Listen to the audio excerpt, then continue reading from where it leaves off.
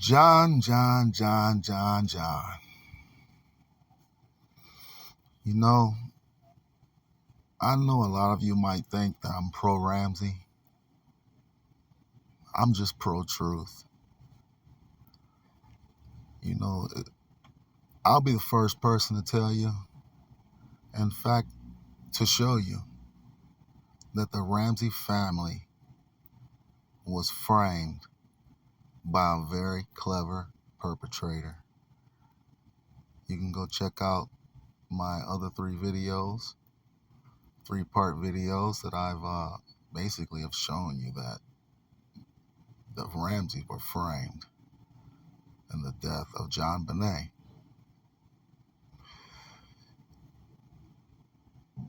But this guy that you see here on the screen, I really hate to say it, he's not innocent here. He holds the truth to this case, in my opinion. And the facts kind of show that he should know the truth. You know, he's given many interviews over the years, and he's have said some questionable things that I'm sure a lot of you haven't noticed. You know, let's take his last interview, for example, with Ana Garcia. I think it was a true crime network on YouTube or somewhere. You know, she asked him a question, and he always gives this answer when he's asked this question. Okay? And when he gives the answer, you know, he gives it in a way where it's just so believable. You know, it's like you listen to him talking and you just never really question this answer. It's his go-to answer. If you go back to any interview he's ever done, it's his go-to answer. He'll always go to this answer. But when you really break down this answer, you will see that there's deception there. I've noticed John give deceptive answers a few times that people just aren't picking it up. It's because I know things that a lot of people don't know about this case. So I'm going to react really quick to this answer that he always gives. And I really wish I was Ana Garcia, because if he would have gave me this answer, it wouldn't have worked. He would have been challenged. So let's check it out. That massive clue officially cleared the Ramseys, but it didn't answer who that DNA belonged to because the science wasn't there yet. But today, it's possible that DNA could identify that person with these modern advances. With so many theories out there, do you have a theory about what happened to JonBenet? Well, I relied on two experts. One was John Douglas, who was probably the premier crime profiler in our country. He said, this is someone who was angry at you, John, or very jealous of you. It had nothing to do with JonBenet. And I said, man, I've never made anybody, I don't think, angry at me. In fact, John Douglas said, you may not even know this person, but they're either extremely angry at you for some reason or they're jealous of you for some reason, and they've hurt JonBenet or hurt you. Lou Smith, who's solved over 200 homicides, said this was what it was. It was a kidnapping gone wrong. Pure and simple, in his judgment. And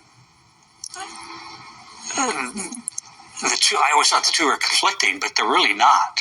As somebody explained to me, so those aren't mutually exclusive theories. And I was like, yeah, you're right, they're not. So I think it was somebody that wanted to hurt me or a family. Obviously a very evil, pure evil creature that would do this to a child. It just, in fact, I asked our attorney, I said, could somebody have hired somebody to do this? They said, no, you can't hire anybody to murder a child. The world's not that bad. And the other thing they told me, they said, look, if this person's caught, the prosecutor will come to you and say, do you want us to go after the death penalty or life imprisonment? They say it won't matter. This person will not survive 2 weeks in prison, because what he did was so below the lowest human being morals that the other prisoners will kill him. There was a similar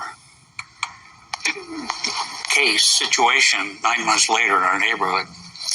A parent had come home, gone to bed, set the alarm, and heard a noise in their daughter's bedroom, went in, found a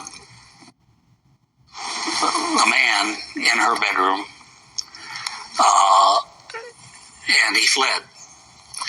And at the time, I thought, man, that is so similar to what I think happened in our case. I think the creature was in our house when we came home. We didn't have an alarm, or we didn't set it. This family set the alarm, so the person had to be in the house when the alarm was set, because he didn't trigger it. And I thought, that ought to be looked at seriously as the same guy. Well, the police blew it off. Said, nah, it's not the same. So in the other All right, let me stop it there. Got to stop it there on John Ramsey. Now, I don't know if you just basically understood what he just said. She asked him if he had a theory about what happened to his daughter. I mean, by now it's been, 20 years? Over 20 years, 25 years, what is it? So he should have a theory. I mean, it's his daughter after all. Everybody else has a theory. It's his daughter. He should have a theory by now, shouldn't he? Shouldn't he have a theory? Shouldn't he have some idea? I mean, shouldn't he have eliminated other possibilities and have something going on in there? Okay, so she asked him, do you have a theory? He's been asked this question before in the past, and he always goes back to this answer. And I'll summarize what he just said. He said, I'll go back to what John Douglas said. And, everybody knows who John Douglas is. John Douglas is basically created criminal profiling. He's the inventor of it. It's a special. This is what he specializes in. John Ramsey paid this man a lot of money to do what he does. And what did he come back and tell John? Hey, John, this case ain't about JonBenet Ramsey. And me personally, I've been saying the same thing for years. This case ain't about JonBenet Ramsey. It's not about JonBenet Ramsey at all. I don't have to be the one to tell you that. Just read the ransom note. The ransom note will tell you the case is not about JonBenet Ramsey. Only because she was the one to victimize? Does that mean it's about her? Does that mean it's about beauty pageants? Does that mean it's about, some ex-con stalking her? No, the ransom note tells you what happened. The writer is angry with John Ramsey. Okay? And he does this to JonBenet to get back at John Ramsey. And that's exactly what John Ramsey just told you, what John Douglas told him. That this is not about JonBenet. That this person's angry with John. This person has been around John. Okay? And that's what John just told you. He answered her question. And that's what he just said. It's not about JonBenet.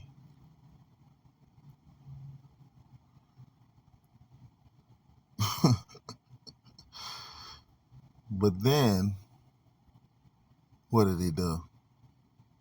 Here's the problem. What did he do after that? He then went on to bring up another similar case in the neighborhood in which another person entered a home, tried to do something to a child. I guess the parents caught him, interrupted it. He ran out. And John just sat here and pondered whether that person could have had something to do with this crime. Now, he just told you that the case was not about JonBenet, it was about himself and this person who did this crime. So why is he not bringing up that? Why is he bringing up another child? Is that person also angry with John Ramsey who went in that home? Like, I don't get this part. Like, he's muddying the waters, and he continues to muddy the water in this case. So basically, his answer to Ana Garcia's question is, his answer when she asks him, do you have a theory about this case? His answer basically is this. I'll translate it for you. No, I don't know. I don't have an answer. It could be, somebody who was after me, as John Douglas says, or it could be somebody who was after another little girl, who's going after little girls, who stalks children. So I'll just go ahead and muddy the waters up for you. So I don't know the answer. I'll just muddy the waters in this case, and we'll just keep people confused. That's his answer, Ana Garcia. I don't have a theory. So instead of just saying I don't have a theory and I don't know, I'll just muddy the water some more here and have people thinking one thing and have people thinking another. You know why he does that? Because he knows John Douglas is correct. He knows that person wrote that ransom note to him. Everybody can see it. It's right there in black and white.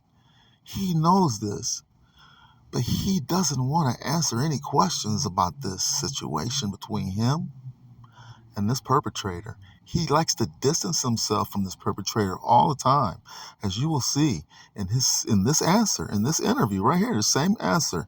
He'll say, right after he says John Douglas says it's somebody who knows him, who's close to him, who's angry with him, he always will say this.